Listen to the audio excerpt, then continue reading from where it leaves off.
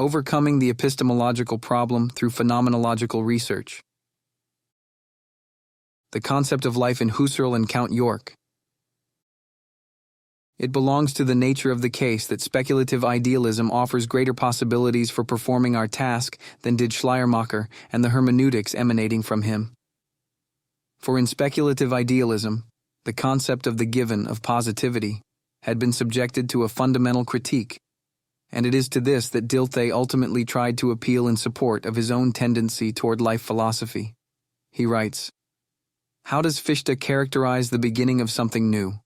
He starts from the intellectual intuition of the I, but does not conceive the latter as a substance, as a being, as something given, but, precisely because of this intuition, i.e., this deepening of the I in itself, as life, activity, and energy, and accordingly, he shows that it contains energy concepts such as, similarly, Dilthey ultimately came to regard Hegel's concept of mind as a genuine living historical concept. As we found in our analysis of the concept of experience, some of his contemporaries worked in the same direction. Nietzsche, Bergson, that late successor of the romantic critique of the mode of thinking embodied in mechanics, and Georg Simmel. But the concept of substance is in fact inadequate for historical being and knowledge. Heidegger was the first to make generally known the radical challenge of thought implicit in this inadequacy. He was the first to liberate Dilthey's philosophical intention. His work built on research and intentionality carried out by the Phenomenology of Husserl, which was a decisive breakthrough in that it was not at all the extreme Platonism that Dilthey believed it to be. Rather, the more insight into the slow growth of Husserl's ideas we gain from working through the great edition of his works, the clearer it becomes that with intentionality we get a more and more radical critique of the objectivism of previous philosophy, Dilthey included. This was to culminate in the claim that intentional phenomenology has made the mind, as mind, into a field of systematic experience and science, and thus has totally transformed the task of knowledge. The universality of absolute mind embraces all beings in an absolute historicity in which nature as a construct of the mind also finds its place. It is not by accident that mind as the only absolute, eigem non-relative thing is here distinguished from the relativity of everything that appears before it. Even Husserl himself recognizes that his phenomenology continues the transcendental inquiry of Kant and Fichte. In justice, however, it must be added that the German idealism originating in Kant was already passionately concerned to overcome the naivete of objectivism that had already become quite perceptible. These statements in the later Husserl might be motivated by the debate with being and time, but they are preceded by so many other attempts to formulate his position that it is clear that Husserl had always intended to apply his ideas to the problems of the historical sciences.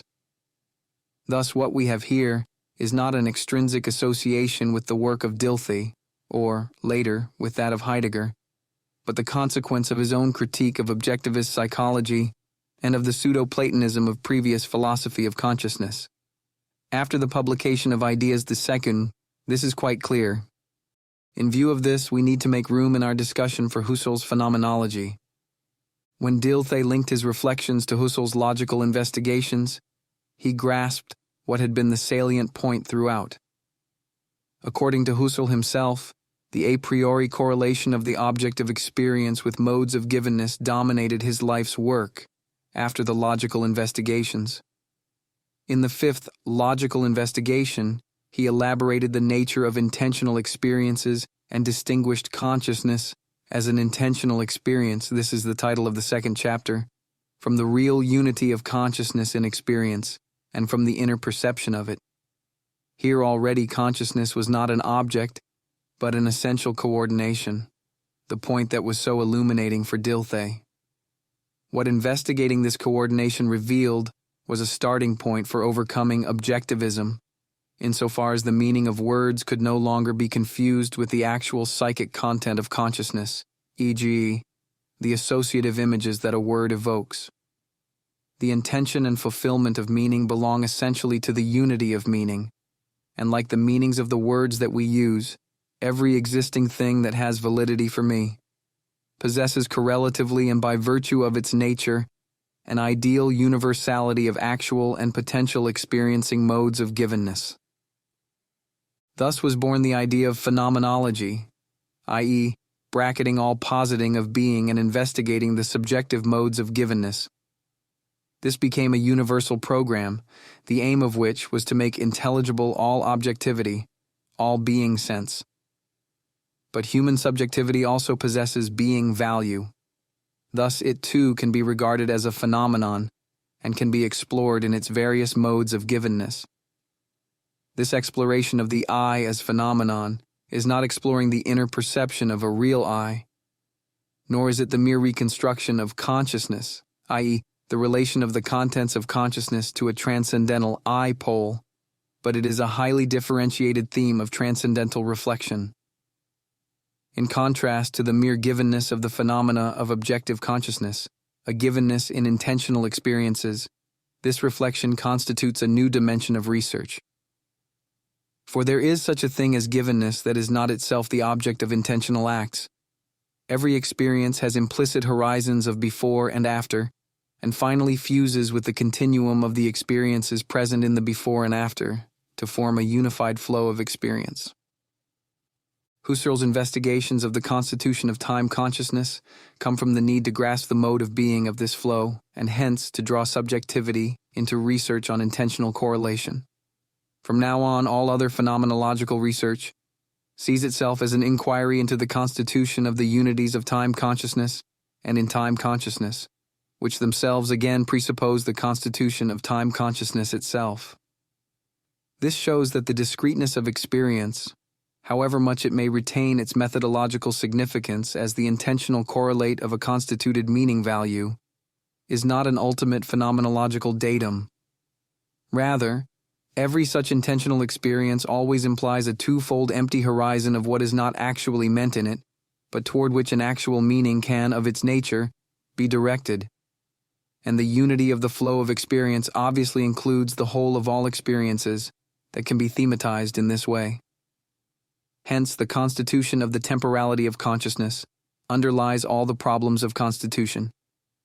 The flow of experience has the character of a universal horizon consciousness, and only from it is the discrete experience given as an experience at all.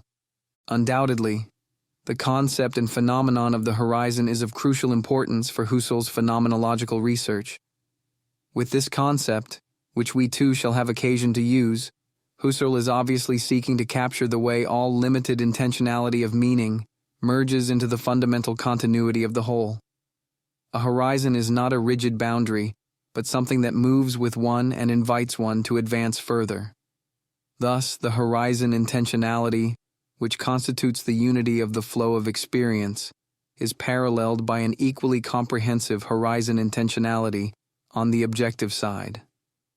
For everything that is given as existent is given in terms of a world, and hence brings the world horizon with it. In explicit self-criticism of ideas, Husserl emphasized that he had not at the time, 1923, been sufficiently aware of the importance of the phenomenon of world. The theory of transcendental reduction that he had laid out in his ideas was inevitably made more and more complicated by this. Merely superseding the validity of the objective sciences was no longer enough, for even in a perfect epoch, bracketing the being posited by scientific knowledge, the world still remains valid as something pre-given. Hence, epistemological self-questioning, which inquires only into the a priori, eidetic truths of science, is not radical enough. On this point, Husserl could regard himself as in a certain agreement with Dilthey's intentions. In similar fashion, Dilthey had opposed neo-Kantian critical philosophy for only going back to the epistemological subject. No real blood runs in the veins of the cognitive subject that Locke, Hume, and Kant constructed. Dilthey himself went back to the unity of life, to the standpoint of life, and similarly, Husserl's conscious life, a word that he apparently took over from Natorp, already indicates the subsequent strong tendency to study not only individual experiences, but the concealed, anonymously implicit intentionalities of consciousness, and in this way to make all objective validity of being intelligible. Subsequently, This is called illuminating the achievements of productive life. That Husserl is everywhere concerned with the achievements of transcendental subjectivity is simply in agreement with Phenomenology's task of studying constitution. It is characteristic of his own intention, however, that he no longer says consciousness or even subjectivity, but life. He is trying to penetrate behind the actuality of the sense-giving consciousness and even behind the potentiality of shared meaning, to the universality of an achievement that is alone able to measure the universality of what is achieved, i.e., constituted in its validity. The all-embracing world horizon is constituted by a fundamentally anonymous intentionality, i.e., not achieved by anyone by name. Using a concept consciously formulated in contrast to a concept of the world that includes the universe of what can be made objective by science, Husserl calls this phenomenological concept of the world, life world, i.e. the world in which we are immersed in the natural attitude that never becomes an object as such for us, but that represents the pre-given basis of all experience. This world horizon is a presupposition of all science as well, and is therefore more fundamental. As a horizon phenomenon, world is essentially related to subjectivity, and this relation means also that it exists in transiency. The life world exists in a constant movement of relative validity.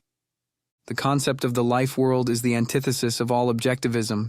It is an essentially historical concept, which does not refer to a universe of being, to an existent world. In fact, not even the infinite idea of a true world can be meaningfully created out of the infinite progress of human historical worlds in historical experience. Certainly, one can inquire into the structure embracing all the worlds that man has ever experienced, which is simply the experience of the possibility of world. And in this sense, we can indeed speak of an ontology of the world. But this ontology of the world would still remain something quite different from what the natural sciences could even ideally achieve. It would present a philosophical task whose object was the essential structure of the world. But the life world means something else, namely the whole in which we live as historical creatures. And here we cannot avoid the consequence that, given the historicity of experience implied in it, the idea of a universe of possible historical life worlds simply does not make sense. The infiniteness of the past, and above all the openness of the historical future, is incompatible with the idea of a historical universe. Husserl has explicitly drawn this conclusion without being frightened by the specter of relativism. It is clear that the life world is always at the same time a communal world that involves being with other people as well. It is a world of persons, and in the natural attitude, the validity of this personal world is always assumed. But how can its validity be based on an achievement of subjectivity? For phenomenological analysis of constitution, this presents the most difficult task of all, and Husserl never tires of examining its paradoxes. How can something that has no validity as an object, but itself seeks to be an I, originate in the pure I? The principle of radical idealism, namely of always going back to the constitutive acts of transcendental subjectivity, must obviously illuminate the universal horizon of consciousness that is the world, and above all the inner subjectivity of this world. Although what is constituted in this way, the world is what is common to many individuals, itself includes subjectivity. Though it is supposed to bracket all the validity of the world and all the pregivenness of anything else, transcendental reflection must regard itself too as included in the life world. The reflective I sees itself as living in the context of ends for which the life world is the basis. Thus, constituting the life world, as well as intersubjectivity, is a paradoxical task. But Husserl regards all these as only apparent paradoxes. He is convinced that they are resolved if we consistently maintain the transcendental meaning of the phenomenological reduction and don't fear the bogey of a transcendental solipsism. Given this clear tendency of Husserl's thought, it seems to me wrong to accuse him of any ambiguity in the concept of constitution, regarding it as something intermediate between definition and creation. He himself maintains that his thinking has entirely overcome the fear of generative idealism. His theory of phenomenological reduction seeks rather to display the true meaning of this idealism for the first time.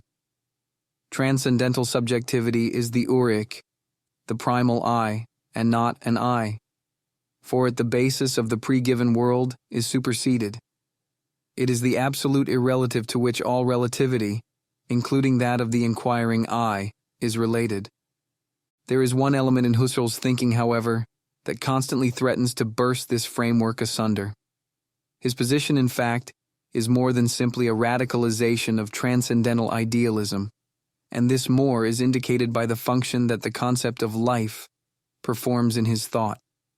Life is not just the unreflective living characteristic of the natural attitude. Life is also, and no less, the transcendentally reduced subjectivity that is the source of all objectifications. Life is what Husserl emphasizes as his own achievement in his critique of the objectivist naivete of all previous philosophy. In his eyes, it consists in having revealed the unreality of the long-standing epistemological controversy between idealism and realism, and instead in having thematized the inner coordination between subjectivity and objectivity. This is the reason for his phrase, productive life.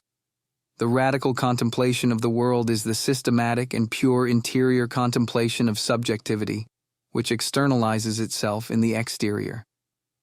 As with the unity of a living organism, we can certainly examine and analyze it from outside, but can understand only if we go back to its hidden roots. Thus, too, the intelligibility of the subject's comportment to the world does not reside in conscious experiences and their intentionality, but in the anonymous productions of life.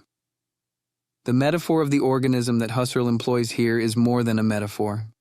As he expressly states, he wants to be taken literally. If we follow up these and similar linguistic and conceptual hints that we find here and there in Husserl, we find ourselves moving closer to the speculative concept of life held by German idealism. What Husserl means, however, is that we cannot conceive subjectivity as the opposite of objectivity, because this concept of subjectivity would itself be conceived in objective terms. Instead, his transcendental phenomenology seeks to be correlation research. But this means that the relation is the primary thing, and the poles into which it unfolds itself are contained within it, just as what is alive contains all its expressions of life in the unity of its organic being. The naivete of talk about objectivity, which completely ignores experiencing, knowing subjectivity which performs real, concrete achievements, the naivete of the scientist concerned with nature, with the world in general, who is blind to the fact that all the truths that he acquires as objective, and the objective world itself that is the substratum in his formulas, is his own life construct that has grown within him, is of course no longer possible when life comes on the scene, writes Husserl with regard to Hume. Here the concept of life clearly plays the same role as the concept of the coherence of experience, Erlebnis, in Dilthey's investigations.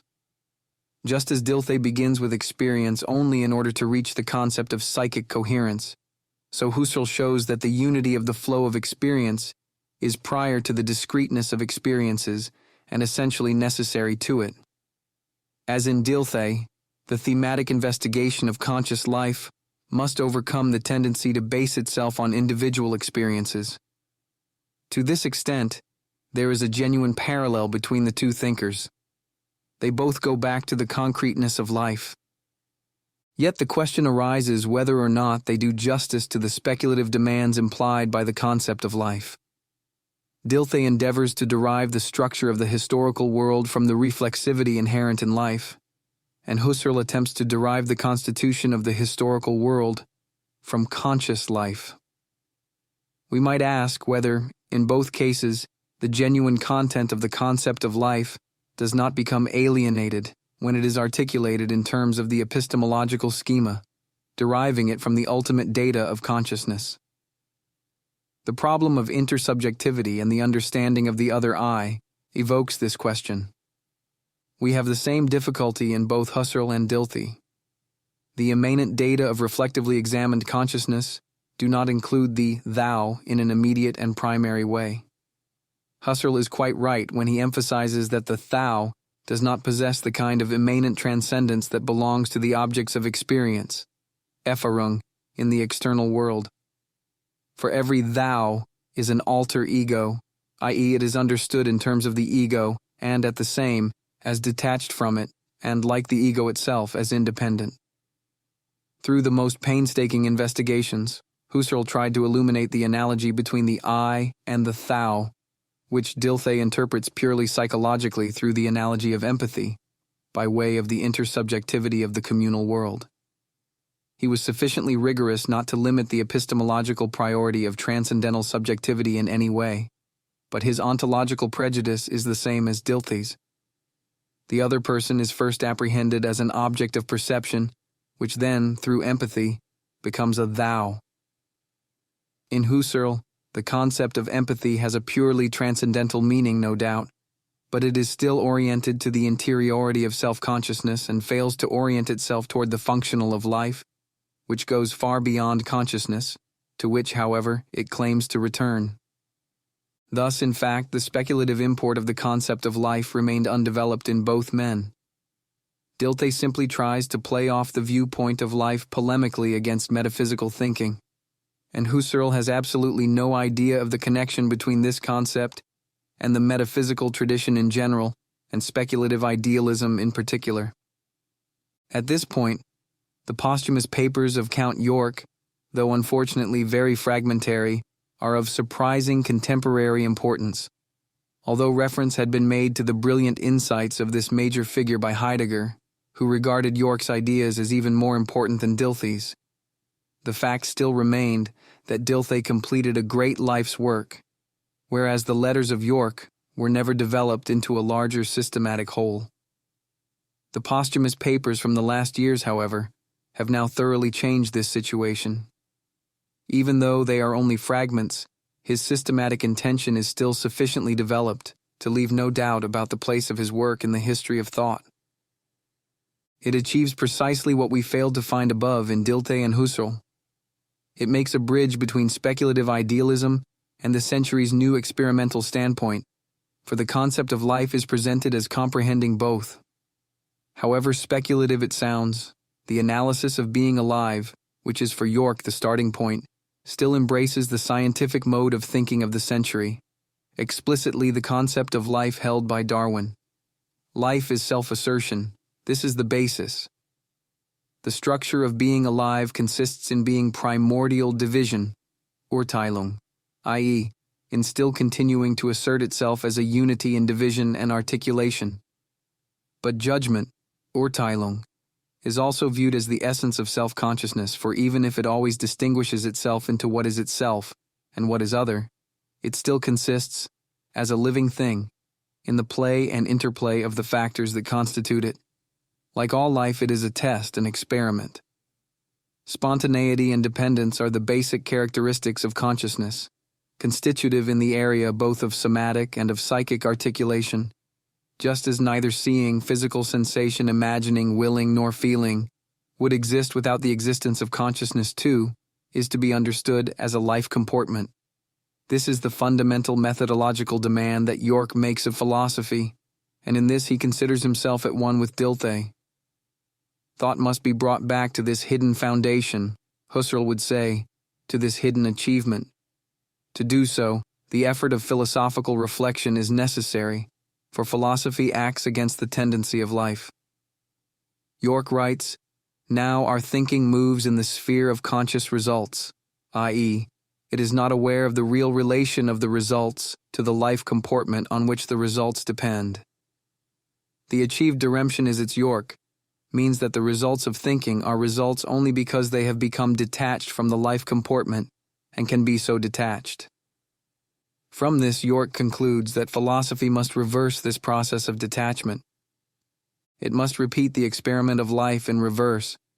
In order to know the conditions which govern the results of this is admittedly formulated in a very objectivist and scientific way, and Husserl's theory of reduction would appeal against it to its own purely transcendental mode of thinking.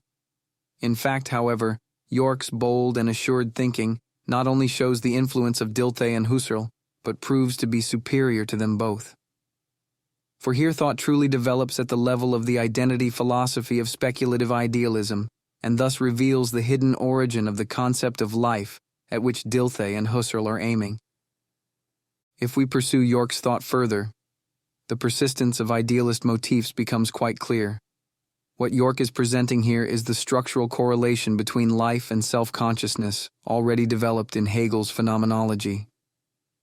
In the manuscript fragments that have been preserved, we can see the central importance that the concept of life had for Hegel as early as his last years in Frankfurt. In his Phenomenology, the phenomenon of life makes the decisive transition from consciousness to self-consciousness. This is, in fact, no artificial connection, for life and self-consciousness really are analogous.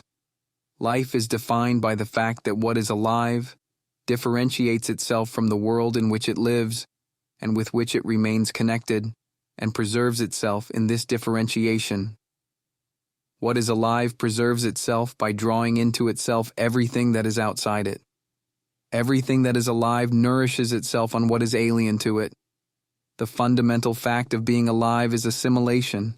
Differentiation, then, is at the same time non-differentiation. The alien is appropriated. As Hegel had already shown and York continues to hold, this structure of being alive has its correlative in the nature of self-consciousness. Its being consists in its ability to make everything the object of its knowledge, and yet in everything that it knows itself. Thus, as knowledge it differentiates itself from itself, and at the same time as self-consciousness, it folds back on and returns to itself. Obviously, we are concerned here with more than a mere structural correspondence between life and self-consciousness. Hegel quite rightly derives self-consciousness dialectically from life. What is alive can never be really known by objective consciousness, by the effort of understanding which seeks to penetrate the law of appearances. What is alive is not such that a person could ever grasp it from outside in its living quality. The only way to grasp life is, rather, to become inwardly aware of it. Hegel refers to the story of the veiled image of Seyss when describing the inner self-objectification of life and self-consciousness. Here, the inner contemplates the life is experienced only in the awareness of oneself, the inner consciousness of one's own living. Hegel shows how this experience flares up in desire and is extinguished in the satisfaction of desire. This self-awareness in which being alive becomes aware of itself is a false preform, the lowest form of self-consciousness, for becoming conscious of oneself in desire is also annihilated by the satisfaction of desire. However untrue it is when compared with objective truth, the consciousness of something alien, still, as the feeling of life, it is the first truth of self-consciousness. This seems to me where York's work becomes most fruitful. From the correspondence between life and self-awareness, it derives a methodological standard by means of which it defines the nature and task of philosophy. Its leading concepts are projection and abstraction.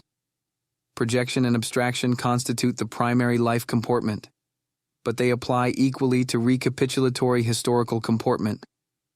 Only insofar as philosophical reflection corresponds to the structure of being alive does it acquire its own legitimacy.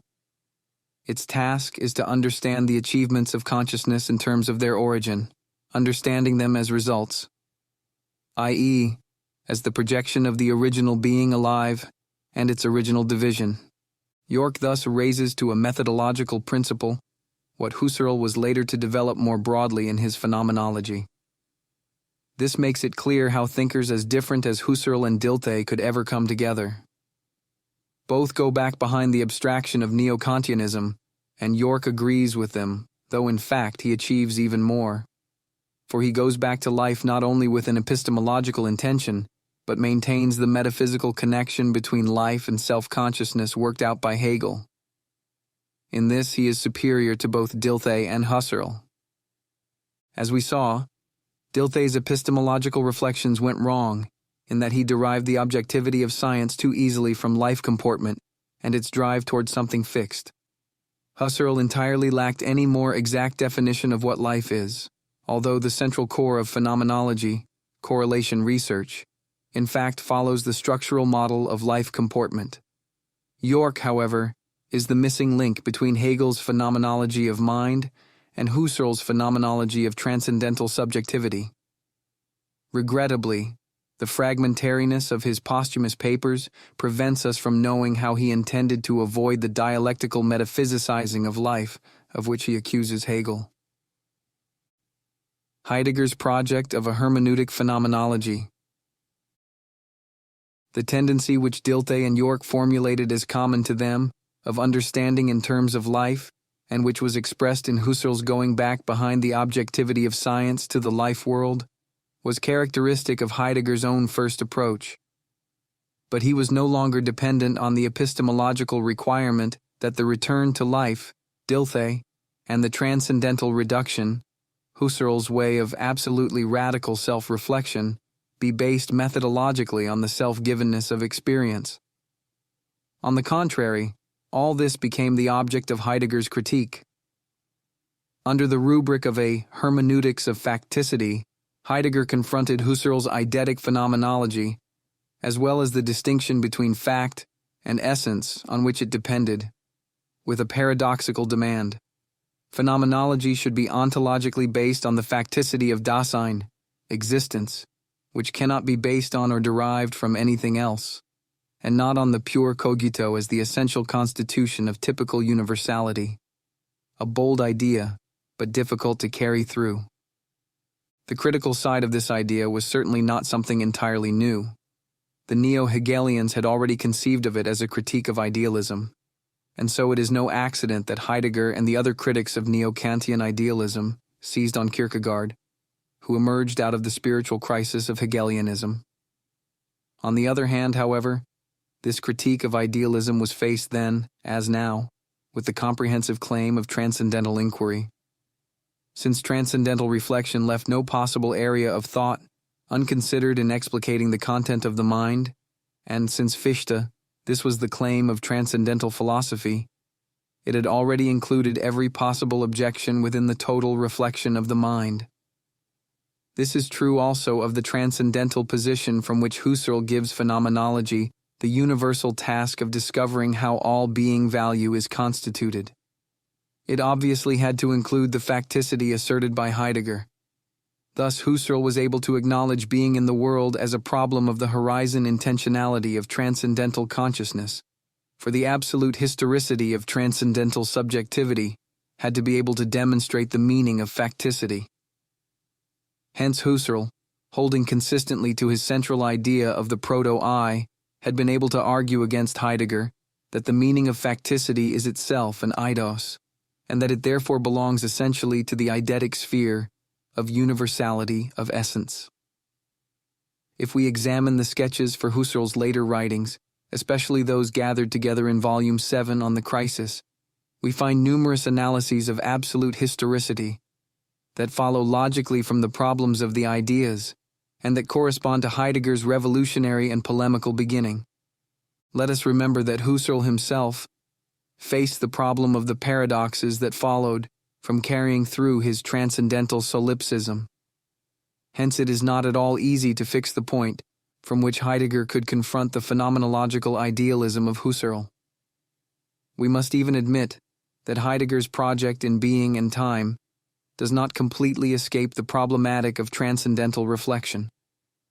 The idea of fundamental ontology, its foundation in Dasein, which is concerned with being, and the analysis of Dasein seemed first simply to mark a new dimension within transcendental phenomenology. The view that the whole meaning of being and objectivity can be made intelligible and demonstrated solely in terms of the temporality and historicity of Dasein, a possible way of describing the main tendency of being and time, Husserl would have claimed in his own way, i.e., on the ground of the absolute historicity of the Uri. And if Heidegger's methodological program was directed toward criticizing the concept of transcendental subjectivity, to which Husserl related all ultimate foundation, Husserl would have said that this was a failure to recognize the radicality of the transcendental reduction. He would undoubtedly have said that transcendental subjectivity itself had already overcome and done away with all the implications of a substance ontology, and hence with the objectivism of tradition. Husserl, too, regarded himself as opposed to the whole of metaphysics. Yet it is notable that Husserl was least opposed to the transcendental inquiry undertaken by Kant and his predecessors and successors. Here, Husserl recognized his own real predecessors and forerunners. The radical self-reflection that was his deepest concern, and that he regarded as the essence of modern philosophy, led him back to Descartes and the British, and to the methodological model of the Kantian critique. But his constitutive phenomenology was marked by a universality foreign to Kant, and which surpassed the neo-Kantianism that did not question the fact of science. But Husserl's appeal to his forerunners makes clear his difference from Heidegger. Husserl's critique of the objectivism of all earlier philosophies was a methodological extension of modern tendencies, and he regarded it as such. Heidegger's aim, however, was from the beginning more that of a teleology in reverse. He regarded his own work not so much as the fulfillment of a long-prepared development, but rather as a return to the beginnings of Western philosophy and a revival of the long-forgotten Greek argument about being. Of course, when being and time appeared, it was already clear that this return to the beginnings was also an advance beyond the position of contemporary philosophy, and it was no arbitrary accident that Heidegger made the researches of Dilthey and the ideas of York part of the development of phenomenological philosophy. After all, the problem of facticity was also the central problem of historicism, at least in the form of the critique of Hegel's dialectical assumption that there is reason in history. Thus it was clear that Heidegger's project of a fundamental ontology had to place the problem of history in the foreground. But it soon emerged that what constituted the significance of Heidegger's fundamental ontology was not that it was the solution to the problem of historicism, and certainly not a more original grounding of science, nor even, as with Husserl, philosophy's ultimate radical grounding of itself. Rather, the whole idea of grounding itself underwent a total reversal. It was no longer with the same intention as Husserl that Heidegger undertook to interpret being, truth, and history in terms of absolute temporality. For this temporality was not that of consciousness nor of the transcendental I. True, as the ideas of being and time unfolded, it seemed at first simply an intensification of transcendental reflection, the reaching of a higher stage of reflection, where the horizon of being was shown to be time. It was, after all, the ontological groundlessness of transcendental subjectivity, of which Heidegger accused Husserl's phenomenology, that seemed to be overcome by reviving the question of being. What being is, was to be determined from within the horizon of time. Thus, the structure of temporality appeared as ontologically definitive of subjectivity. But it was more than that. Heidegger's thesis was that being itself is time. This burst asunder the whole subjectivism of modern philosophy, and in fact, as was soon to appear, the whole horizon of questions asked by metaphysics, which tended to define being as what is present. The fact that being is an issue for Dasein, that it is distinguished from all other beings by its understanding of being, does not constitute the ultimate basis from which a transcendental approach has to start, as seems to be the case in being and time. Rather, there is a quite different reason why the understanding of being is possible at all, namely that there is a clearing in being, i.e., a distinction between being and beings. Inquiry into the fundamental fact that this exists is, in fact, inquiry into being, but in a direction that necessarily remained unconsidered in all previous inquiry into the being of beings, that was indeed concealed by metaphysical inquiry into being. Heidegger revealed the essential forgetfulness of being that had dominated Western thought since Greek metaphysics, because of the embarrassing problem of nothingness.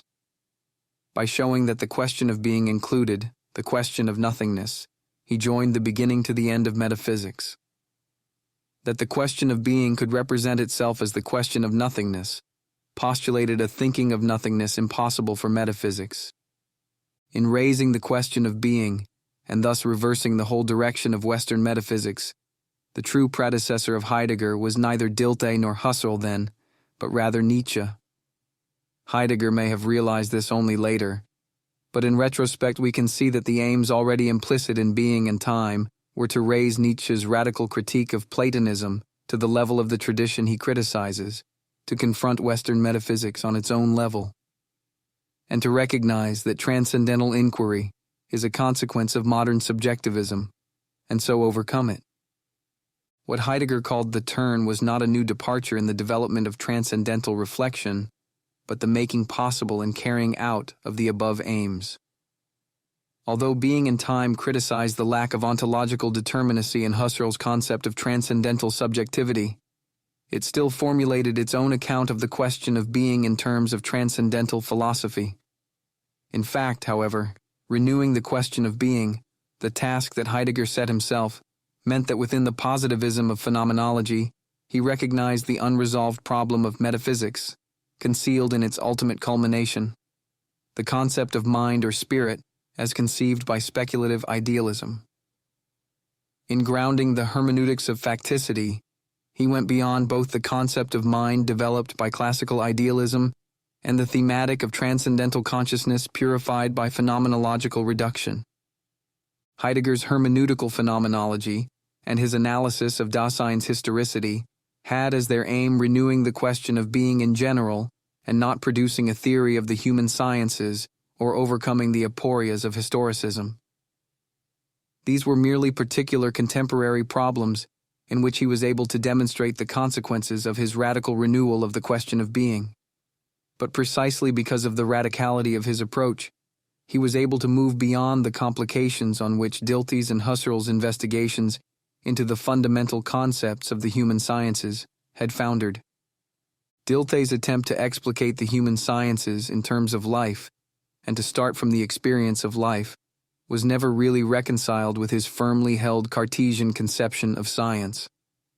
However much he might overemphasize the contemplative tendency of life and its imminent drive towards stability, the objectivity of science, understood as an objectivity of results, had a different origin. For this reason, Dilthey was unable to accomplish the task that he had himself chosen, which was to justify epistemologically the special methodological character of the human sciences and hence make them the equals of the natural sciences. Heidegger, however, was able to make a completely fresh beginning because, as we have seen, Husserl had made it an absolutely universal working method to go back to life and hence had abandoned for good the narrow approach of simply inquiring into the methods of the human sciences. His analysis of the life world and of the anonymous creation of meaning that forms the ground of all experience gave the question of objectivity in the human sciences a completely new background. By making science's concept of objectivity appear to be a special case, science is anything but a fact from which to start. Rather, the constitution of the scientific world presents a special task, namely of clarifying the idealization that is endemic to science. But this is not the most fundamental task. When we go back to productive life, the antithesis between nature and spirit does not prove to be of ultimate validity. Both the human and the natural sciences are to be understood as achievements of the intentionality of universal life, i.e., of absolute historicity. Only this kind of understanding satisfies the self-reflection of philosophy. Heidegger gave this matter a new and radical turn in light of the question of being which he revived. In legitimating the special methodological nature of the historical sciences, he follows Husserl in that historical being is not to be distinguished from natural being, as Dilthey does.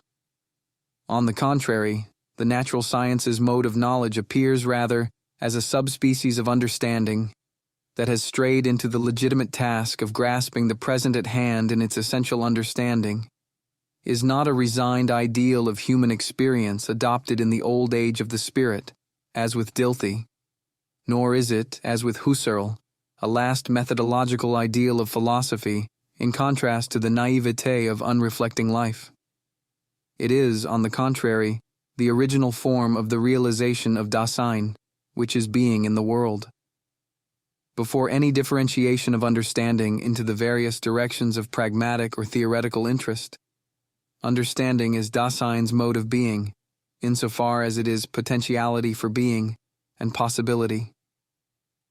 Against the background of this existential analysis of Dasein, with all its far-reaching consequences for metaphysics, the problems of a hermeneutics of the human sciences suddenly look very different. The present work is devoted to this new aspect of the hermeneutical problem. In reviving the question of being and thus moving beyond all previous metaphysics, and not just its climax in the Cartesianism of modern science and transcendental philosophy, Heidegger attained a fundamentally new position with regard to the aporius of historicism. The concept of understanding is no longer a methodological concept, as with Droysen, nor, as in Dilthey's attempt to provide a hermeneutical ground for the human sciences, is the process of understanding an inverse operation that simply traces backward life's tendency toward ideality. Understanding is the original characteristic of the being of human life itself. Starting from Dilthey, Misch had recognized free distance toward oneself as the basic structure of human life on which all understanding depended. Heidegger's radical ontological reflection was concerned to clarify this structure of Dasein through a transcendental analytic of Dasein. He revealed the projective character of all understanding and conceived the act of understanding itself as the movement of transcendence, of moving beyond the existent. This asks quite a lot of traditional hermeneutics. It is true that the German language uses the word for understanding, verstehen, also in the sense of a practical ability. Versteht nicht zu lesen. He can't read. But this seems essentially different from the understanding that takes place in science, and that is concerned with knowledge. If we examine the two senses more closely, we can see that they have something in common. Both senses contain the element of recognition, of being well versed in something. Similarly, a person who understands a text, or even a law, has not only projected themselves understandingly toward a meaning, in the effort of understanding, but the accomplished understanding constitutes a state of new intellectual freedom. It implies the general possibility of interpreting, of seeing connections, of drawing conclusions, which constitutes being well versed in textual interpretation. Someone who knows their way around a machine, who understands how to use it, or who knows a trade, granted that there are different norms for purpose-oriented rationality and for understanding the expressions of life or of texts, it still remains true that all such understanding is ultimately self-understanding, sich verstehen, knowing one's way around. Even understanding an expression means, ultimately, not only immediately grasping what lies in the expression, but disclosing what is enclosed in it, so that one now knows this hidden part also. But this means that one knows one's way around in it. Sich auskennt. Thus it is true in every case that a person who understands themselves, sich versteht, projecting themselves upon their possibilities. Traditional hermeneutics has inappropriately narrowed the horizon to which understanding belongs. That is why Heidegger's advance over Dilthey is valuable for the problem of hermeneutics also. True, Dilthey had already rejected applying the methods of the natural sciences to the human sciences, and Husserl had called applying the natural sciences' concept of objectivity to the human sciences nonsense, and established the essential relativity of all historical worlds and all historical knowledge. But now, as a result of the existential futurality of human Dasein, the structure of historical understanding appears with its full ontological background. Historical knowledge and Dasein. Even though historical knowledge receives its justification from the forestructure of Dasein, this does not justify interference with the immanent criteria of what is called knowledge. For Heidegger, historical knowledge is not a projection in the sense of a plan, the extrapolation of aims of the will, or an ordering of things according to the wishes, prejudices, or promptings of the powerful. Rather, it remains something adapted to the object, a mensuratio ad rem. Yet this thing is not a factum brutum, not something that is merely at hand, something that can simply be established and measured. but it itself ultimately has the same mode of being as Dasein. The important thing, however, is to understand this oft-repeated statement correctly. It does not mean simply that there is a homogeneity between the knower and the known on which it would be possible to base psychic transposition as the special method of the human sciences. This would make historical hermeneutics a branch of psychology, which was what Dilthey had in mind.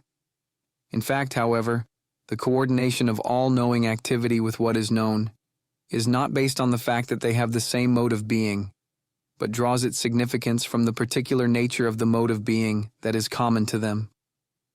It consists in the fact that neither the knower nor the known is present at hand in an ontic way, but in a historical one, i.e., they both have the mode of being of historicity. Hence, as York says, everything depends on the generic difference between the ontic and the historical. The fact that York contrasts homogeneity with belonging reveals the problem that Heidegger was the first to unfold in its full radicality. That we study history only insofar as we are ourselves historical means that the historicity of human Dasein, in its expectancy and its forgetting, is the condition of our being able to represent the past. What first seemed simply a barrier, according to the traditional concept of science and method, or a subjective condition of access to historical knowledge, now becomes the center of a fundamental inquiry. Belonging is a condition of the original meaning of historical interest, not because the choice of theme and inquiry is subject to extra-scientific, subjective motivations. Then belonging would be no more than a special case of emotional dependence, of the same type as sympathy. But because belonging to traditions belongs just as originally and essentially to the historical finitude of Dasein, as does its projectedness toward future possibilities of itself. Heidegger was right to insist that what he called thrownness belongs together with projection. Thus, there is no understanding or interpretation in which the totality of this existential structure does not function, even if the intention of the knower is simply to read what is there and to discover from his sources how it really was. We will try to determine whether Heidegger's ontological radicalization can contribute to the construction of a historical hermeneutics. Heidegger's intention was undoubtedly a different one, and we must beware of drawing over hasty conclusions from his existential analysis of the historicity of Dasein. For Heidegger, the existential analytic of Dasein implies no particular historical ideal of existence. Hence, with regard to any theological statement about man and his existence in faith, it claims an a priori, neutral validity. This may be a problematical claim for the self-understanding of faith, as the controversy surrounding Bultmann shows. On the other hand, this by no means excludes the fact that both Christian theology and the historical sciences are subject to content-specific, existential presuppositions. But precisely for this reason, we are forced to acknowledge that the existential analytic itself does not, with respect to its own intention, contain any existential ideal, and therefore cannot be criticized as one, however many attempts may have been made to do so. It is sheer misunderstanding to regard the temporality structure of care as a particular ideal of existence, which could be countered with more attractive modes, such as the ideal of being free from care, or, with Nietzsche, the natural innocence of animals and birds. It cannot be denied that this, too, is an ideal of existence, but it is also true that its structure is the existential one that Heidegger has revealed. It is nonetheless true that the being of children, or indeed of animals, in contrast to that ideal of innocence, remains an ontological problem. Their mode of being is not, at any rate, existence and historicity such as Heidegger claims for human Dasein. We may also ask what it means for human existence to be based on something outside history, i.e., on nature. If we really want to break out of the spell of idealistic speculation, then we must obviously not conceive the mode of being of life in terms of self-consciousness. When Heidegger set about revising the transcendental self-conception of being and time, it followed that he would have to come to grips afresh with the problem of life. Thus, in his letter on humanism, he spoke of the great gulf between man and animal. It is quite clear that Heidegger's own transcendental grounding of fundamental ontology in the analytic of Dasein did not yet permit a positive account of the mode of being of life. There are still open questions. But none of this alters the fact that it would be completely to mistake the significance of what Heidegger calls existential, were it thought possible to counter the existential of care with another specific ideal of existence, whatever it might be. To do so is to miss the dimension of inquiry that being and time opened up. In defending himself against such superficially argued polemics, Heidegger could quite legitimately refer to the transcendental intention of his own work, in the same sense that Kant's inquiry was transcendental. From the start, his inquiry transcended all empirical differences and hence all ideals based on content. Whether it fulfilled its intention to rekindle the question of being is another matter. Hence we too are beginning with the transcendental significance of Heidegger's problematic. The problem of hermeneutics becomes universal in scope, even attaining a new dimension, through his transcendental interpretation of understanding. The interpreters belonging to his object, which the historical school was unable to offer any convincing account of, now acquires a concretely demonstrable significance, and it is the task of hermeneutics to demonstrate it. That the structure of Dasein is throne projection, that in realizing its own being Dasein is understanding, must also be true of the act of understanding in the human sciences. The general structure of understanding is concretized in historical understanding, in that the concrete bonds of custom and tradition and the corresponding possibilities of one's own future become effective in understanding itself. Dasein that projects itself on its own potentiality for being has always already been. This is the meaning of the existential of throneness. The main point of the hermeneutics of facticity and its contrast with the transcendental constitution research of Husserl's Phenomenology was that no freely chosen relation toward one's own being can get behind the facticity of this being. Everything that makes possible and limits Dasein's projection ineluctably precedes it.